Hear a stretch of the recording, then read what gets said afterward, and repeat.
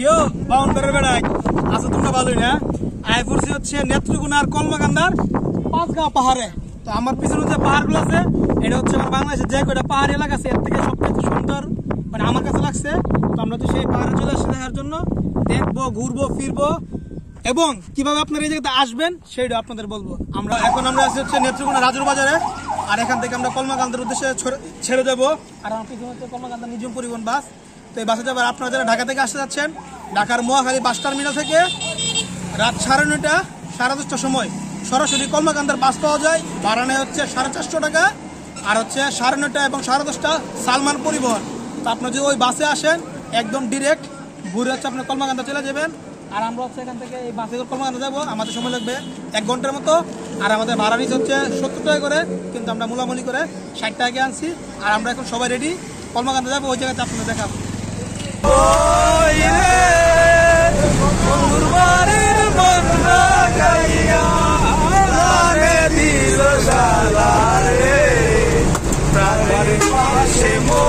আমরা এখন চলে আসছি কলমাকান্দাতে, কলমাকান্দা বাস স্ট্যান্ড। আমাদের সময় লাগছে 1 ঘন্টা। আর চারদিকে রাস্তার দৃশ্যগুলো খুবই সুন্দর ছিল।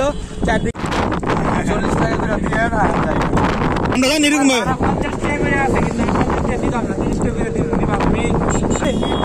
এই মামা আমাদের মুরগি বানায় ভাড়া দিয়েছিল 80 টাকা, এখন আমরা 30 টাকা দিয়ে যাচ্ছি। তো এই হচ্ছে কথা, মামা আসলে আমরা নতুন, আমাদের মুরগিতে ভাড়া হচ্ছে 80 টাকা, তারপর আমরা অটো ভাড়া নিচ্ছি তাহলে 30 টাকা করে 662।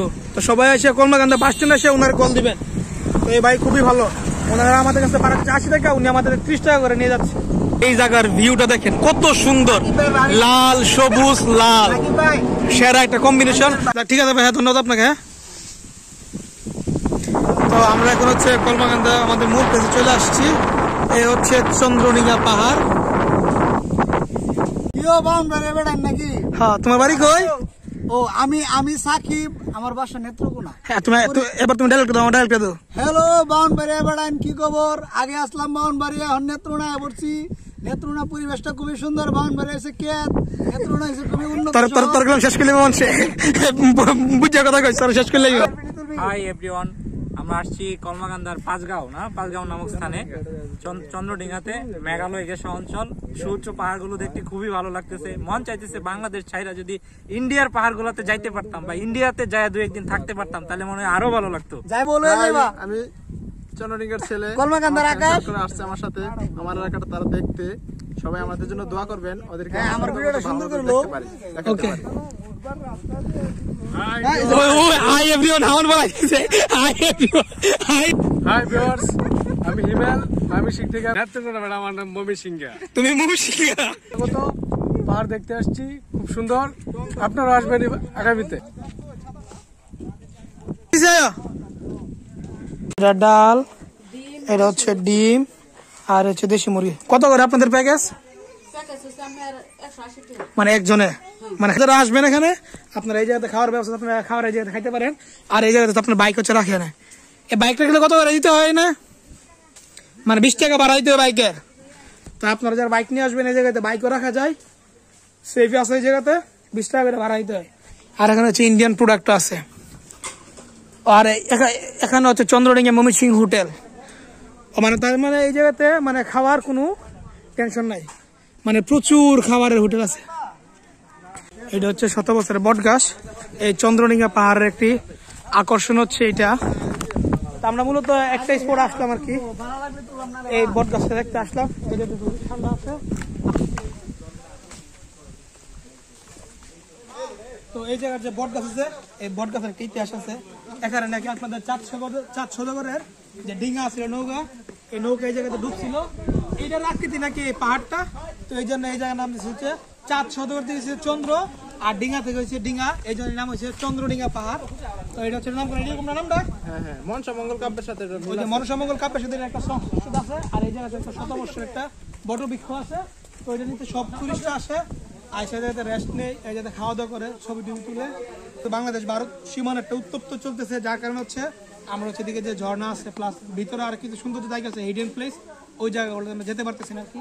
আমরা এই জায়গাতে টাইম স্পেন্ড করতেছি, ওই জায়গাতে বিজিবি বসে রয়েছে, দেখি আমরা ওনার সাথে কথা বলে ভিতরে যেতে পারি কিনা। যদি যেতে পারি তাহলে আপনাদের দেখাবো। আচ্ছা, দুপুর 1-1:30টার দিকে হচ্ছে আপনার বিজেপিরা লাঞ্চ করার জন্য যায়, তখন আমরা এই সুযোগে পাহাড়ের মধ্যে ঢুকে পড়ি। ঢুকে হচ্ছে পাহাড়ের যে ট্রেইল আছে, মানে যেটা হচ্ছে ইন্ডিয়ান সীমান্তের ভিতরে কি এখন বিজেপি আপনার বর্ডার উত্তপ্ত থাকার কারণে টুরিস্টদের ঢুকতে দেন আর কি। তারপর আমরা ঢুকে গেছি চূড়াই পথে। আর এই হচ্ছে নৈসর্গিক সৌন্দর্য। আমরা এখন আস্তে আস্তে আরো ভিতরে যাচ্ছি। ওইটা আপনার হচ্ছে ঝিরি দিয়ে আস্তে আস্তে অনেক দূর ভিতরে চলে আসছি, প্রায় 500-700 মিটার আসলাম ভিতরে।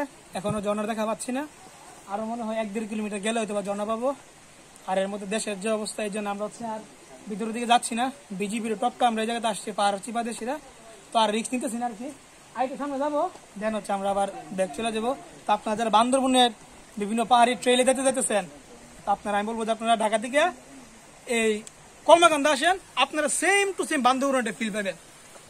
তো এখন আমরা হচ্ছে ঝর্ণা দিকে যাচ্ছি, হৃদয়ে চলে আসছি চুরি ব্রাহ্মণবাড়িয়ার বেড়ান। আর এখন হচ্ছে আমাদের লাঞ্চের টাইম, পাহাড়টার ঘুরে আসছি। এই যে আমরা পাহাড়ের নিচে আমরা লাঞ্চ করতেছি। এই যে ওনারা আগে তো এই তো সব এরা সব লেজি পিপল, এরা পাহাড়ে গেছে না, এরা ভয় পায় ভীতু। এদেরকে খাবার দিছি কে? এরা পাহাড়ে যায় নাই। তো যাই হোক, এখন আমরা খাই চিল করি। অনেক বেশি বিএসএফ যদি গুলি করে তাহলে তো মরেই যাবো। ও বিয়ে করতে পারে না, এই জন্য বিয়ে বলে যে মরে যায়। আমি নিলাম। তারপর এদিকে হচ্ছে আচার আছে, তুমি কথার মধ্যে বেঁচে যাও না। ভাই বোন আছে। এই যে সাকিবের প্রিয়জনদের জন্য নিচ্ছে।